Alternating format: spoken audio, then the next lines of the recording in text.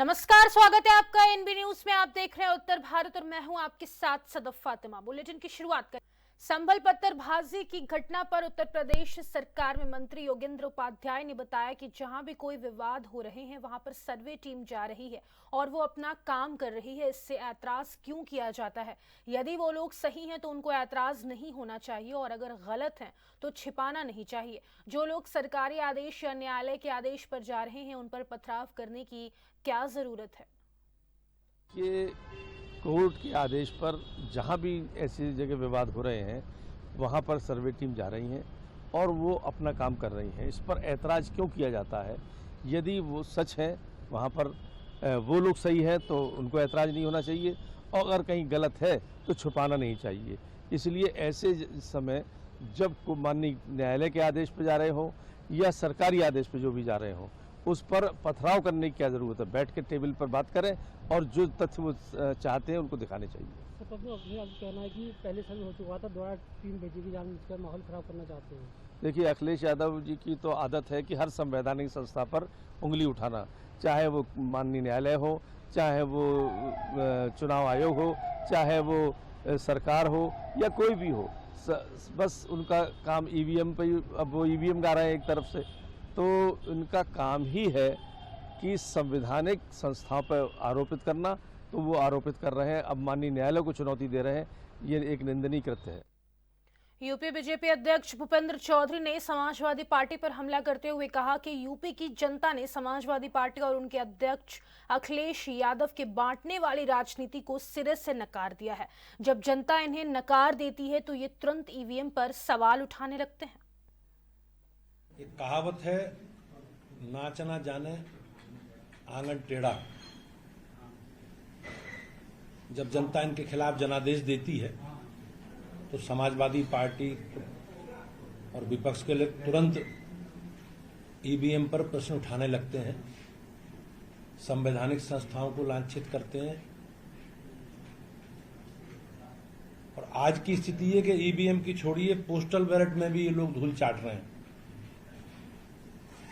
जिस विधानसभा क्षेत्र की ये लोग सर्वाधिक चर्चा कर रहे हैं, कुंदरकी की, उस कुंदरकी में भी जो पोस्टल बैलेट है उसमें भारतीय जनता पार्टी के प्रत्याशी को 68 वोट मिले हैं और समाजवादी पार्टी के प्रत्याशी को केवल 19 वोट ही मिले हैं। समाजवादी पार्टी के जो कारनामे हैं, जो उनका चरित्र है, ये परिणाम उसी के अनुरूप आए हैं। ये लोग किस मुंह से धांधली की बात करते हैं, इन्हें अपने गिरेबान पर झांकने देखना चाहिए। और मेरी सलाह है कि श्री अखिलेश यादव जी को अपनी बुद्धि के लिए भगवान श्री राम से विनती करनी चाहिए। लोकसभा चुनाव में जो लोग हाथ में संविधान लेकर लोगों को बहका रहे थे, गुमराह करने का काम कर रहे थे और ये कहते थे कि भारतीय जनता पार्टी की सरकार आएगी तो संविधान बदल देगी, आरक्षण खत्म कर देगी। और आप सब लोग जानते हैं कि हमारी सरकार तीसरी बार मोदी जी के नेतृत्व में सरकार बनी है। भाइयों बहनों, ये तीसरी बार कारनामा 52, 57 और 62 में जवाहरलाल नेहरू जी के नेतृत्व में कांग्रेस पार्टी ने किया और आज तीसरी बार 14, 19 और 24 में देश की जनता ने माननीय मोदी जी के नेतृत्व में भारतीय जनता पार्टी को अपना जनादेश दिया। उत्तर प्रदेश के संभल में हुए पथराव की घटना पर कांग्रेस नेता कुंवर दानिश अली ने कहा कि संभल की घटना बहुत ही हृदय विदारक है। इस देश में हो क्या रहा है? सबसे पहले मैं संभल की आवाम से अपील करूंगा कि शांति व्यवस्था बनाए रखें और इसके साथ साथ मैं संभल के स्थायी प्रशासन से ये कहूंगा कि राजनीतिक आकाओं को खुश करने से बचें और देश का भविष्य बर्बाद होने से बचाएं। ये आपकी और हमारी सबकी जिम्मेदारी है। करने के लिए टीम पहुंची थी। संभल की घटना बहुत ही हृदय विदारक है। इस देश में हो क्या रहा है? आप कानून को नहीं मानेंगे, जब मर्जी आएगा, जब उस तरीके का आप कोई नया नैरेटिव खड़ा कर देंगे। सबसे पहले मैं संभल की आवाम से अपील करूंगा कि शांति व्यवस्था बनाए रखें। उसके साथ साथ मैं संभल के स्थायी प्रशासन से भी ये कहूंगा कि राजनीतिक आकाओं को खुश करने से बचें और देश का भविष्य बर्बाद होने से बचाएं। ये आपकी हमारी सबकी जिम्मेदारी। 1991 का places of worship act parliament ने पास किया कि 1947 के बाद जो धर्म स्थल जिस व्यवस्था में है, एक बाबरी मस्जिद राम जन्मभूमि का केस उस वक्त चल रहा था कोर्ट में, उसको छोड़ करके किसी भी धर्म स्थल पर कोई चैलेंज नहीं किया जाएगा। जो जिस स्थिति में है वो उसी स्थिति में रहेगा। ये बाकायदे कानून है।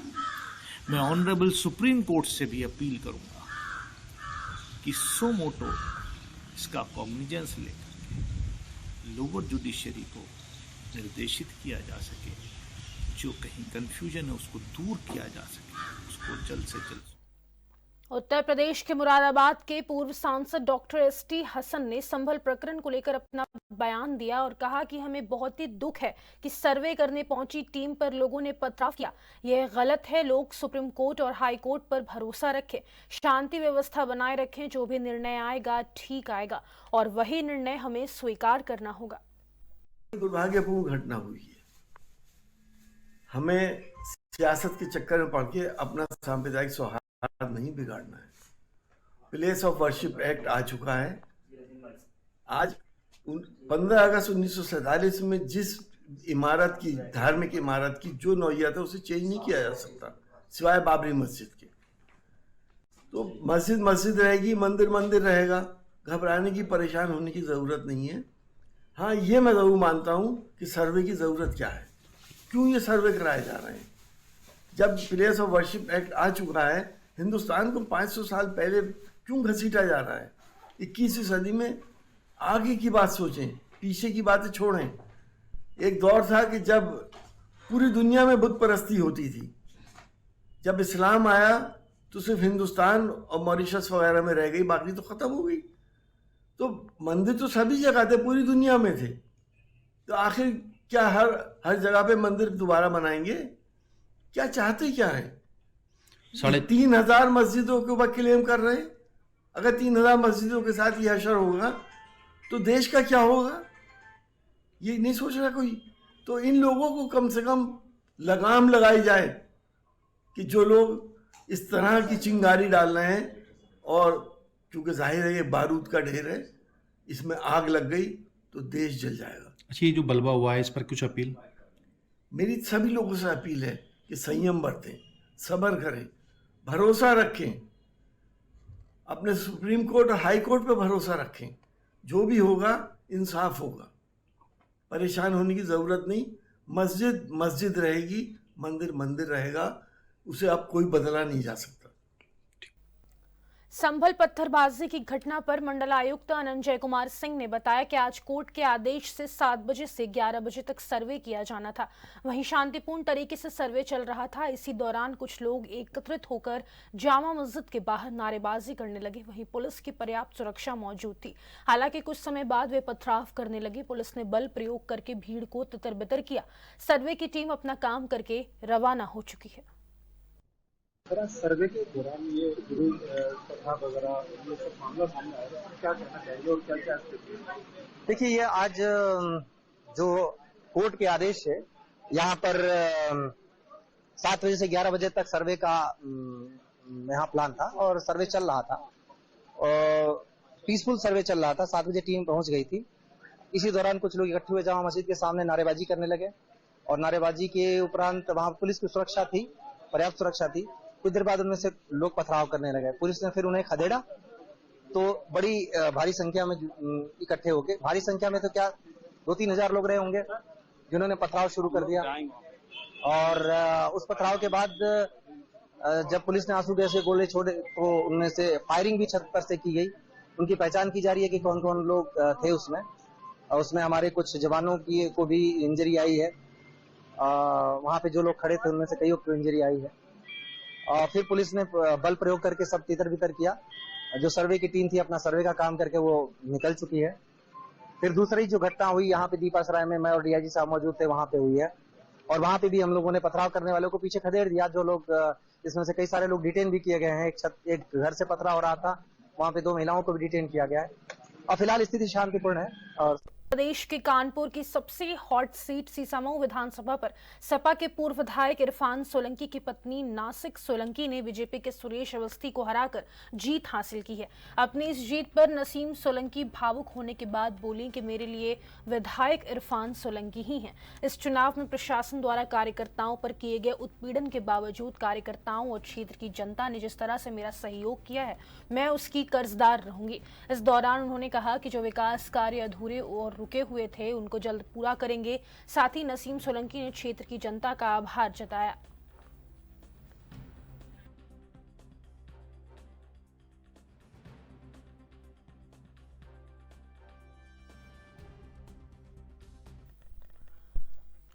आगे बढ़ेंगे। उत्तर प्रदेश के संभल में हुई पत्थरबाजी की घटना पर ऑल इंडिया मुस्लिम जमात के राष्ट्रीय अध्यक्ष मौलाना शहाबुद्दीन रजवी बरेलवी ने कहा कि पत्थरबाजी और तोड़फोड़ उचित नहीं है। मैं संभल के मुसलमानों से अपील करता हूं कि इस्लाम की अमन चैन की शिक्षा को बनाए रखें। जहां तक अदालती कार्यवाही का सवाल है, जामा मस्जिद हमारी है।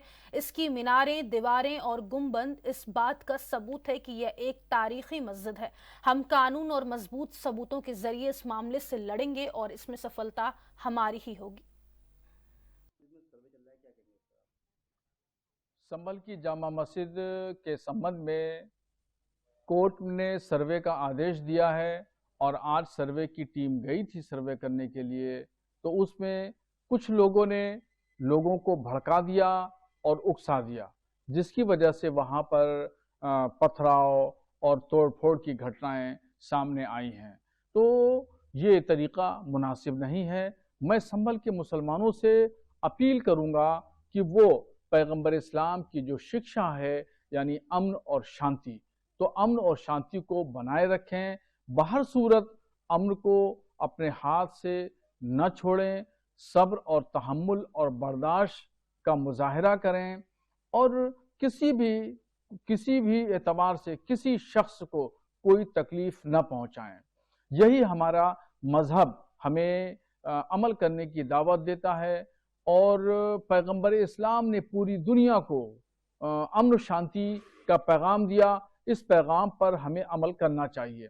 अब रही गई बात कोर्ट की प्रक्रिया की, तो वो जामा मस्जिद हमारी है। तो जामा मस्जिद की इमारतें और उसके दरो दीवार, गुम्बद इस बात की शहादत देते हैं कि ये तारीखी मस्जिद है।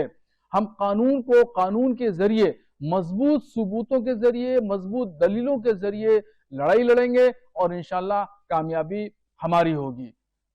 बहरहाल मैं संभल के तमाम मुसलमानों से गुजारिश करूंगा कि अमन शांति को बनाए रखें। यूपी के बाराबंकी में एंटी नारकोटिक्स टास्क फोर्स की टीम ने शातिर गांजा तस्करों को कानपुर नगर से गिरफ्तार किया। इस दौरान टीम ने तस्करों के पास 18 कुंतल 30 किलो 150 ग्राम गांजा के साथ डंपर और कार भी बरामद की है। गिरफ्तार चारों तस्करों ने बताया कि वे उड़ीसा से कम दाम में गांजा लाकर उसे यूपी के अलग अलग जिलों में बेचते हैं। बरामद गांजे की अंतर्राष्ट्रीय बाजार में कीमत लगभग 9 करोड़ 15 लाख रुपए आंकी जा रही है। वहीं CO operation unit Lucknow doctor Binu Singh व जिला एनटीएफ प्रभारी आयनुद्दीन को मुखबिर से सूचना मिली थी कि कानपुर नगर में तस्कर काफी मात्रा में गांजा लेकर जा रहे हैं। पुलिस ने चारों तस्करों के विरुद्ध मुकदमा दर्ज कर जेल भेजा।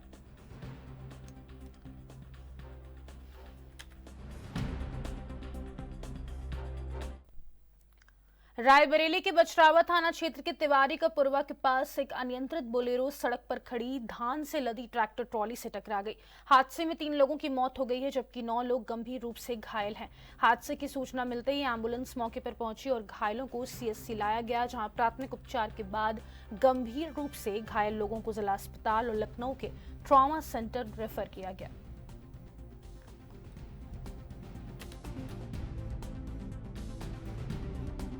अभी लगभग 8-10 लोग आए हैं यहाँ पे जी मैं डॉक्टर प्रियेश फिजिशियन हूँ सीएससी बछरावा में। जी जी अभी यहाँ पे एम्बुलेंस से 8-10 लोग आए हैं, एक्सीडेंट हुआ है जी और इसमें 3 लोग मृत हैं जी और बाकी सबका प्राथमिक उपचार कर दिया गया है और रेफर कर दिया गया है। कितने लोग रिफर हुए हैं सर? रिफर हुए हैं 8 लोग होंगे। 8 लोग रिफर हुए हैं, जिला अस्पताल रिफर हुए हैं। नहीं, इनको ट्रॉमा टू के लिए रेफर किया गया है। क्या नाम है सर उनका?